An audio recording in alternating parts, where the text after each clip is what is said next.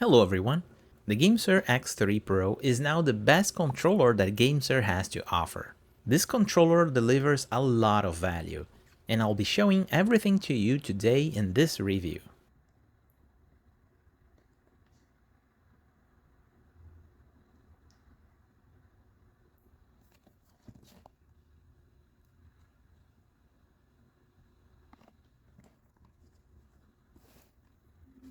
Straight out of the box, you get this nice carrying case.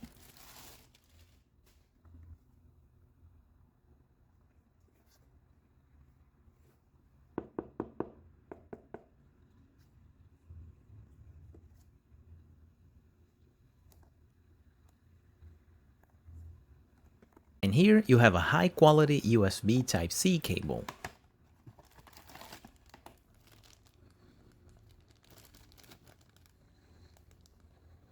As well as the manuals and the Gamesir stickers.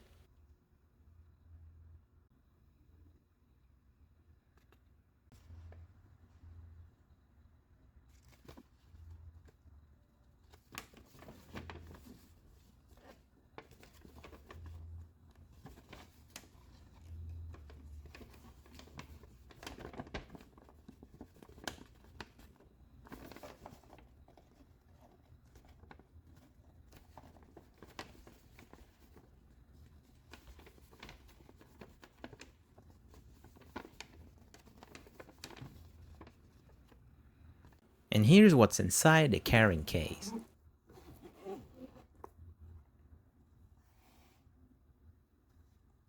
The section here is fixed, you cannot remove it. And you have two extra pairs of analog sticks, one with concave sticks and other with smaller sticks.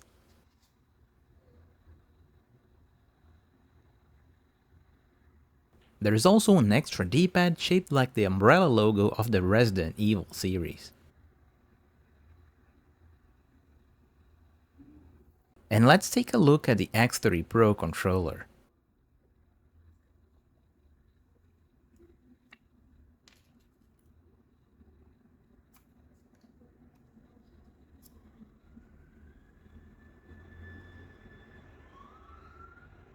The transparent blue shell looks amazing.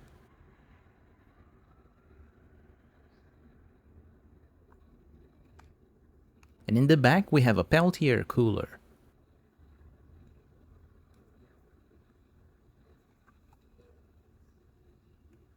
On the bottom we have a headphone jack and a USB Type-C port. The face buttons have mechanical mouse switches, and when fully pressed, they won't sink flat with the shell. The analog sticks has a metal shaft and the controller has anti-friction rings. The sticks are also removable. The USB Type-C port is flexible.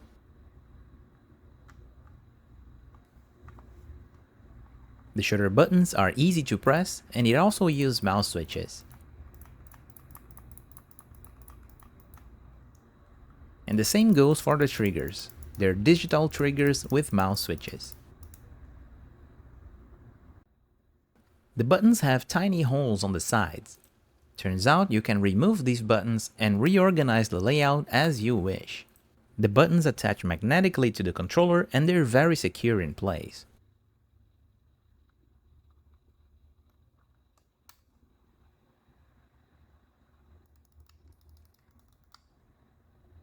In the D-pad we have mouse switches too, and the D-pad is also removable. And honestly, I didn't see much difference between the two D-pad models. One is more flat, and the other has a few bumps in the cardinal directions. But both of them are disc D-pads.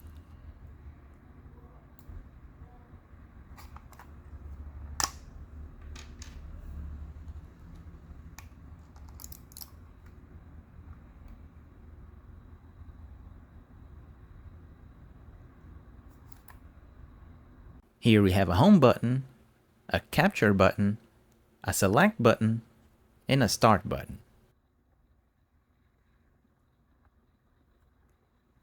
On the back we have two transparent grips on the side, and these grips can be removed.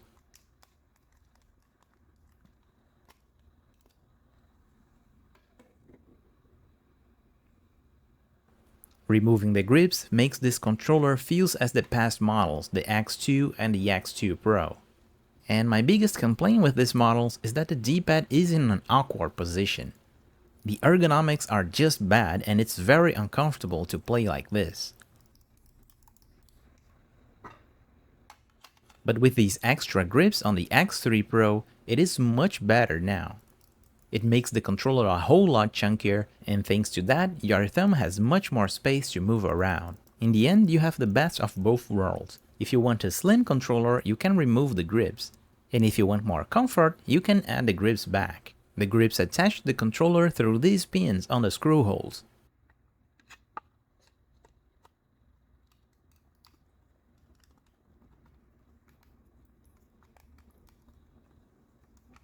And they're not easy to remove.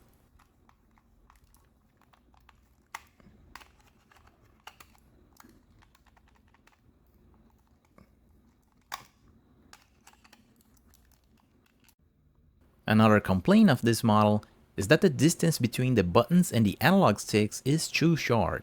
Your thumb will bump constantly on the analog sticks while pressing the buttons.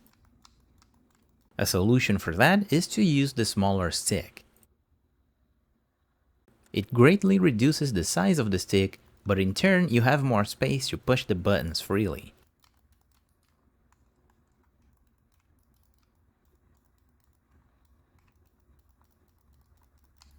And the concave stick pair is just concave, there's no difference in the height.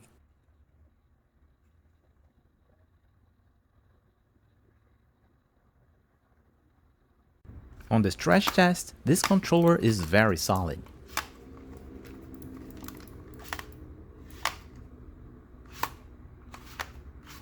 It does flex a bit at the maximum range, but it's very sturdy.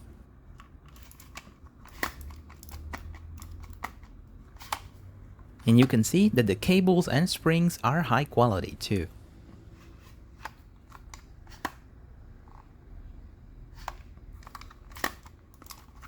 The layout of the controller allows you to move the cooler more to one side or the other. The springs are very strong, so it's a bit hard to show. But you can see here that you can position it more to the left or to the right.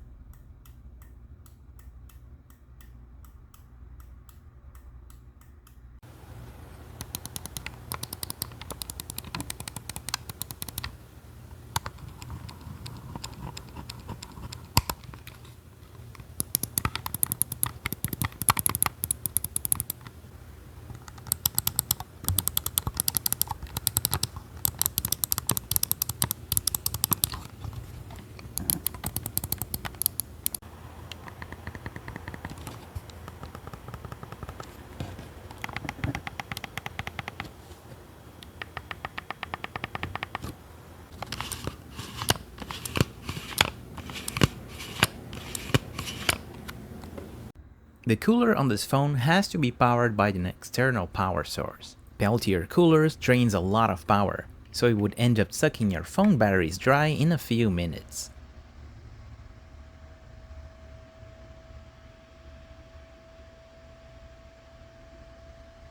But the advantage is that these kinds of coolers are very strong.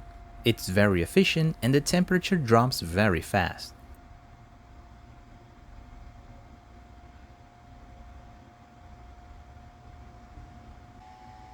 You can turn off the cooler by holding start and pressing down or up on the D-pad.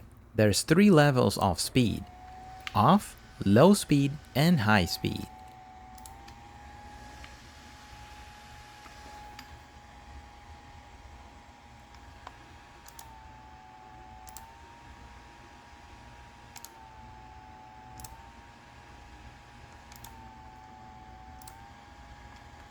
After a few minutes running in the high speed, the temperature stabilized at 11 degrees.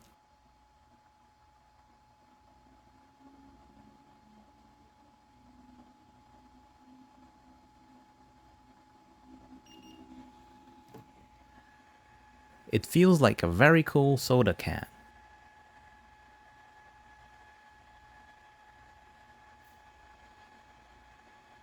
This controller doesn't support all kinds of phone cases. If your case is too thick, it may not connect properly.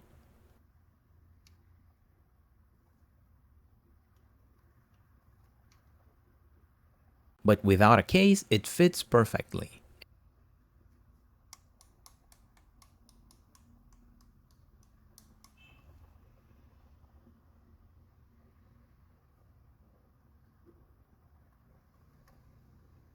And here's what I was talking about the cooler. In my phone, I can only move the cooler to this point because of the camera bump.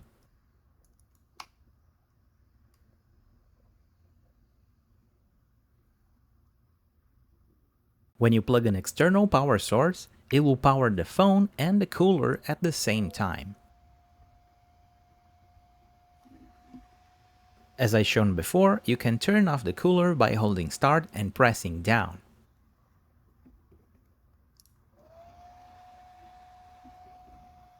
But you can also disable the phone charging by holding start and pressing right. This way you have complete control over the controller. You can power just the phone, just the cooler, or both of them if you want. Also, holding home and pressing up or down lets you control the volume. And holding start and pressing the capture button lets you change the vibration intensity. And yes, this controller has rumble motors.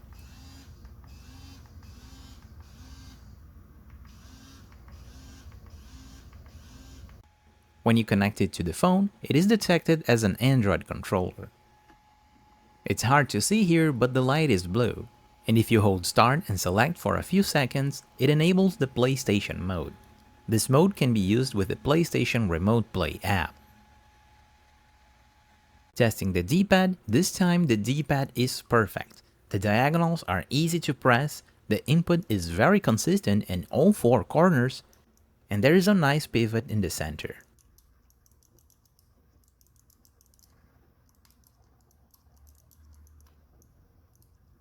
The triggers are digital only. It may not be ideal for racing games.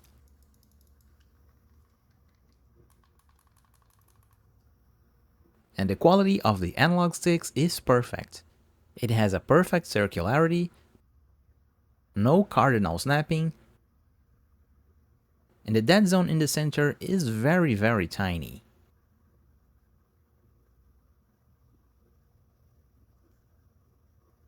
When holding down a button, you can press the capture button to enable the turbo.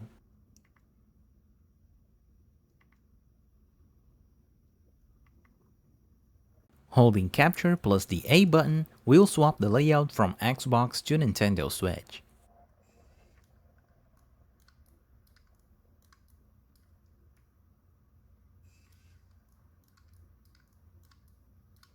There is also the Gamesir app, where you can configure the settings of the stick, change button configuration, and play mobile games. The app even says the temperature of the phone. On the button settings, you can change the button layout. And on the stick settings, you can change the dead zones, curves, and other functions.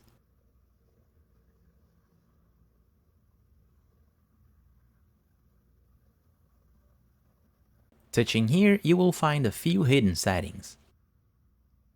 There is a simulated gyro function,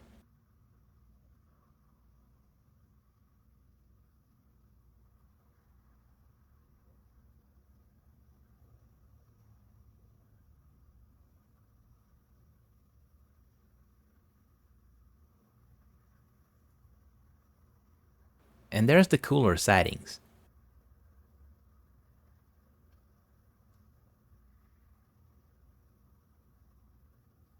And you can also enter here to make firmware upgrades. You can also use this app to play games that don't support controllers. The app will map the buttons to touches on the screen, and this way you can control the games.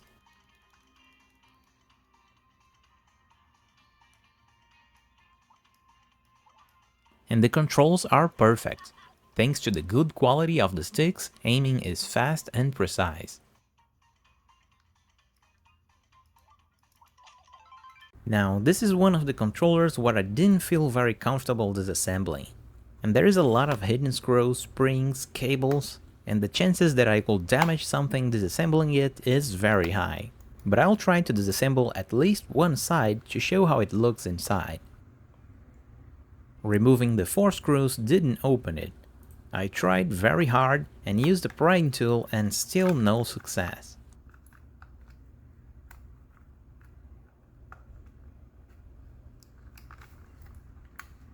And I suspect there is a hidden screw somewhere in the controller.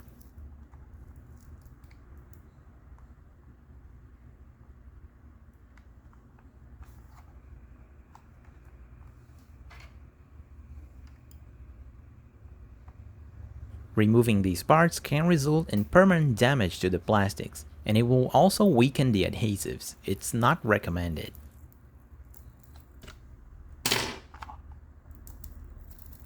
And indeed, there is a hidden screw under the plastic here. But it was very hard to remove. I managed to disassemble the other side, and let's take a look here. Here we have this tiny rumble motor, the wires for the cooling fan, and the wires that are connected to the spring, which connects to the other side of the controller. Here we have the flexible USB Type-C cable, and on this board we can see the switch that's used on all of the buttons.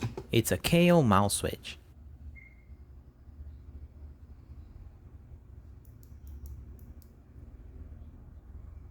By disassembling this board, we can see Gamesir's proprietary Hall Effect stick. It is the exact same model used on the Gamesir Cyclone 2. And that's pretty much it. All of the face buttons uses the same kind of switches, as you can see here from the transparent shell, so I won't disassemble it all the way. Moving to the final thoughts, this controller surpasses the Gamesir G8. Out of the box, you get an immense amount of value: extra sticks, extra D-pads, the grips, the cooling fan, and the carrying case. And the controller build quality is extremely solid too. All of the buttons uses mechanical switches, which ensures a long durability over membrane buttons.